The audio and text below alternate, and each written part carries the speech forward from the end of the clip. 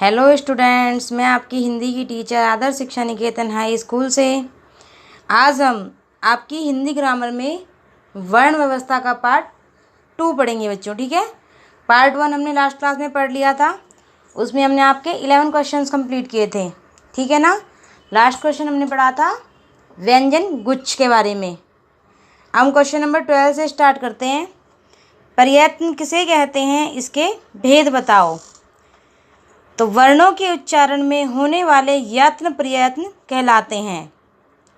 वर्णों के उच्चारण में होने वाले यत्न प्रयत्न कहलाते हैं। प्रयत्न के 2 भेद हैं। प्रयत्न का मतलब है प्रयास भी होता है बच्चों। ठीक है, कितने भेद हैं इसके? 2 भेद हैं। कौन कौन से? आभ्यंतर प्रयत्न और बाह्य प्रयत्न। कौन कौन से भेद हैं? आभ्यंतर प्रयत्न और बाह्य प्रयत्न। नेक्स्ट है आपका आभ्यंतर प्रयत्न। आभ्यंतर प्रयत्न वर्णों के उच्चारण के पहले होने वाली चेष्टा को कहते हैं। यानी कि जो भी हम वर्ण बोलते हैं तो उनके बोलने से पहले जो चेष्टा होती है उसको क्या कहते हैं हम? आभ्यंतर प्रयत्न। ठीक है। बाह्य प्रयत्न वर्णों के उच्चारण के अंत में होने वाली चेष्टा को, यानी कि वर्णों के उच्चारण के पहले जो होती है चेष्टा उसको आप कहते हैं आभ्यंतर प्रयत्न, और वर्णों के उच्चारण के जो अंत में होती है उस चेष्टा को कहते हैं बाह्य प्रयत्न। ठीक है बच्चों, आया समझ में? नेक्स्ट आपका क्वेश्चन है सघोष और अघोष में अंतर स्पष्ट कीजिए। तो सघोष वे वर्ण हैं जिनके उच्चारण में केवल ध्वनि का ही प्रयोग होता है। कौन से? जिनके उच्चारण में केवल ध्वनि का ही प्रयोग होता है, वो कौन से हैं? सघोष हैं। ठीक है। कौन कौन से होते हैं? प्रत्येक वर्ग का तीसरा, चौथा, पांचवा अक्षर।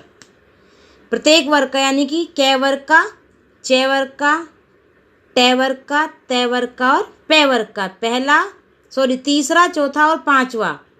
कौन कौन सा? तीसरा, चौथा और पांचवा अक्षर। और सारे स्वर, जितने भी स्वर होते हैं वो सब क्या होते हैं? सघोष होते हैं। ये, रे, ले, वे और है, ये सघोष वर्ण है सब। ठीक है। यानी कि पहले प्रत्येक वर्ग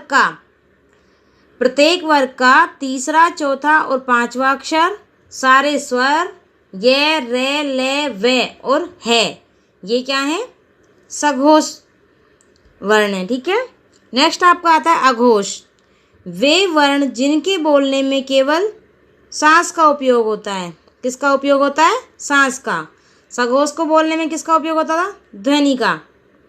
और अघोष को बोलने में सांस का उपयोग होता है। तो प्रत्येक वर्ग का पहला, दूसरा, यानी कि कै, खे, चे, छे, टे, ठे, ते, थे और पे, पे, और शे, शे, शे, ये क्या है? अघोष वर्ण है। ठीक है। अब आप देखो सघोष में कौन कौन से आएंगे? ये, रे, ले, वे, है, सारे स्वर यानी कि ए, आ, ई, उ, ए, ऐ, ओ, औ, अंग, ए और रे। ठीक है। और प्रत्येक वर्ग का तीसरा, चौथा और पांचवा, यानी कि जैसे हम कै वर्ग लेते हैं तो गे, घे और डे। चे वर्ग का लेते हैं तो चे, छे यहाँ पे आ गया अघोष में, तो जे, झे और णे। ठीक है। टे वर्ग का लेते हैं तो टे और ठे इसमें आ गया, डे, ढे और णे किस में आएगा? सघोष में आएगा। टे और ठे अघोष में आ गया। इस तरीके से प्रत्येक वर्ग का तीसरा, चौथा, पांचवा सघोष में आएगा। ठीक है। आया अंतर समझ में बच्चों आपको? नेक्स्ट आपका क्वेश्चन है बच्चों अल्प प्राण और महाप्राण में अंतर स्पष्ट कीजिए। तो हमारी जो श्वास वायु होती है उसके आधार पर स्वरों के 2 भेद बताए गए हैं बच्चों, अल्प प्राण और महाप्राण। तो जैसा कि आपको नाम से ही पता चल रहा होगा, अल्प प्राण, अल्प का मतलब क्या होता है? कम या छोटा। तो अल्प प्राण में क्या होता है? जिसके उच्चारण में फेफड़ों से आने वाली वायु कम मात्रा में या अल्प मात्रा में निकले, उन्हें क्या कहते हैं? अल्प प्राण कहते हैं। कौन कौन से होते हैं ये? प्रत्येक वर्ग का पहला, तीसरा और पांचवा व्यंजन, और ये, रे, ले, वे। यानी कि जैसे मैंने यहाँ पे आपको दिखाया भी है, मान लो हम कै वर्ग लेते हैं तो कै वर्ग का कै, गे और णे, ये तीनों क्या हैं? अल्प प्राण। मान लो हम पे वर्ग लेते हैं, पे, बे और मैं, ये क्या है तीनों? अल्प प्राण। ठीक है। उसके बाद आपका आता है यानी कि प्रत्येक वर्ग का पहला, तीसरा और पांचवा व्यंजन, और ये रे ले वे, ये सब क्या है? अल्प प्राण। नेक्स्ट है आपका महाप्राण। महाप्राण में जिनके उच्चारण में फेफड़ों से आने वाली वायु अधिक मात्रा में निकले। महा का मतलब अधिक या बड़ा, तो जिनके उच्चारण से फेफड़ों से आने वाली वायु अधिक मात्रा में निकले उन्हें क्या कहते हैं? महाप्राण कहते हैं। ठीक है। महाप्राण कौन कौन से होते हैं? प्रत्येक वर्ग का दूसरा और चौथा। जैसे यहाँ पे मैंने अब कै वर्ग ही लिया है, तो कै वर्ग में खे और घे, ये क्या होंगे? महाप्राण। और कै, गे और डे, ये क्या होंगे? कै, गे और णे, ये क्या होंगे? अल्प प्राण। जैसे मैंने यहाँ पे तय वर्ग लिया है, तो तय वर्ग में थे और धे क्या होंगे? महाप्राण। और तय, दे और ने, ये क्या होंगे? अल्प प्राण। ठीक है। और शे है, ये भी क्या होंगे? महाप्राण होंगे। ठीक है बच्चों। नेक्स्ट क्वेश्चन है आपका, स्वराघात और बलाघात किसे कहते हैं? स्वराघात और बलाघात वर्णों, शब्दों या वाक्यों के उच्चारण से संबंध है। ये दोनों अर्थ में परिवर्तन करते हैं। क्या करते हैं? अर्थ में परिवर्तन करते हैं।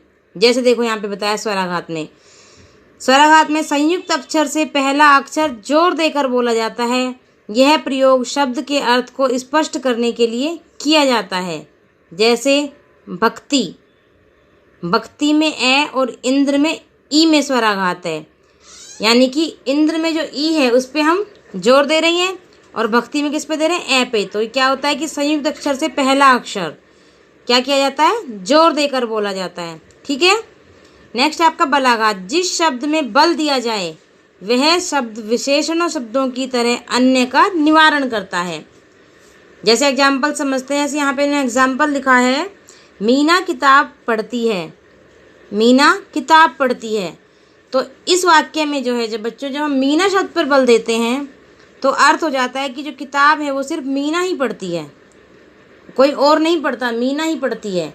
अगर हमने इस वाक्य में किताब शब्द पे जोड़ दिया कि मीना किताब पढ़ती है, ऐसे बोला, तो किताब शब्द पे बल आया तो अर्थ हो जाएगा कि मीना जो है वो किताब ही पढ़ रही है और कुछ भी नहीं।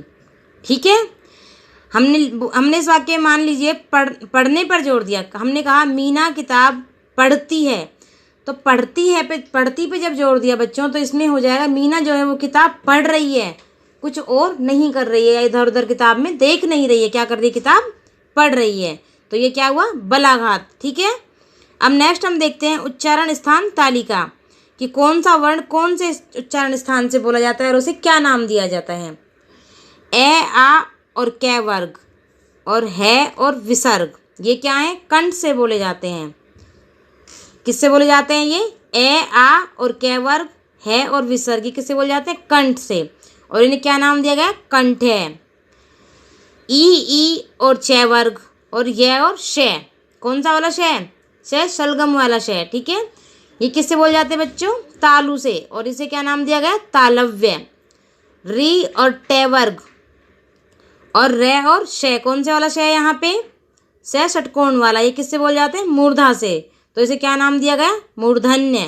ठीक है। तय वर्ग और ले से, ये किससे बोल जाते हैं? दंत से। इन्हें क्या नाम दिया गया? दंत्य।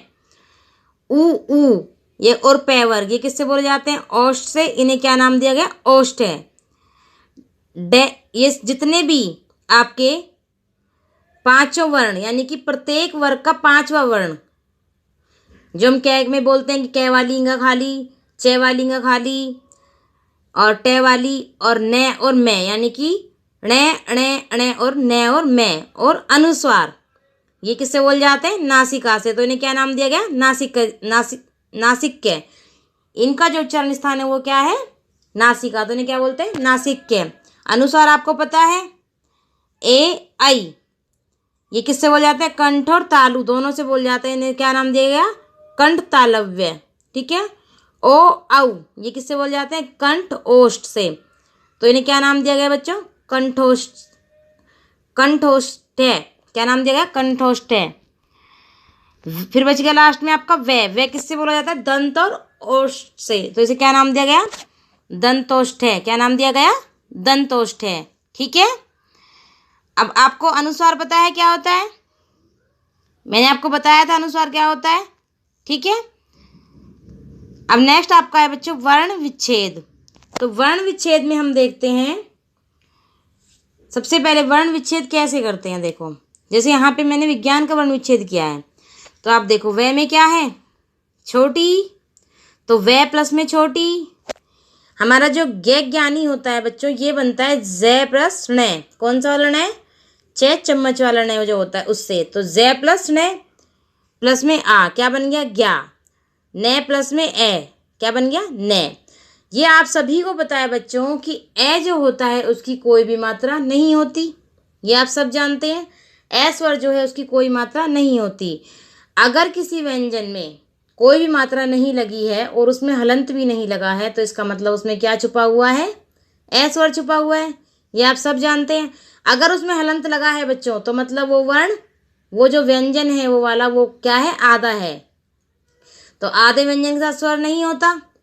तो अगर स्वर है और उसमें मात्रा नहीं लगी है, तो वो कौन सा स्वर है? ए स्वर है आपका, ठीक है। इस तरीके से हमने क्षत्रिय का किया है बच्चों। श्रेय जो होता है आपका, श्रेय ये बनता है कै प्लस में शय, ठीक है। किससे बनता है? कै प्लस में शय प्लस में ए।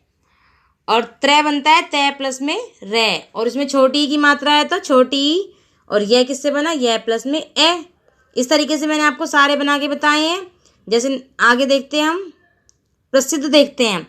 प्रसिद्ध किससे बना है? पे। आपको पता है इसमें पे आधा है और रे पूरा है, तो रे के साथ ए लगा है, इसलिए हमने क्या किया? रे के बाद में ए लगाया। स्वर जो है वो हमेशा बाद में आता है अगर हम वर्ण विच्छेद करते हैं। तो अगर किसी में स्वर लगा है या स्वर की मात्रा लगी है, तो उसका जो स्वर आएगा बच्चों बाद में आएगा, ना कि पहले आएगा। तो पे जो है वो आधा है, इसलिए रे में जो ए है वो लगा है, तो इसलिए रे के बाद आया, ठीक है। तो क्या बना? प्रे। से प्लस में ई, यहाँ भी देखो छोटी ई है, तो ये भी से के बाद आई, से के साथ लगी है इसकी मात्रा, लेकिन से के बाद आई है। तो क्या बन गया? सी। दे आधा है तो आधा दे प्लस में ध प्लस में ए, तो क्या बन गया? प्रसिद्ध। आया समझ में? ठीक है बच्चों, आपकी वर्ण व्यवस्था में बच्चों इतना ही। और आपको ये सब अपने दोबारा से देखना है, लर्न करना है, वीडियो अच्छे से देखनी है, और उसके बाद अपनी कॉपी में भी लिखना है, ठीक है बच्चों। ओके बच्चों।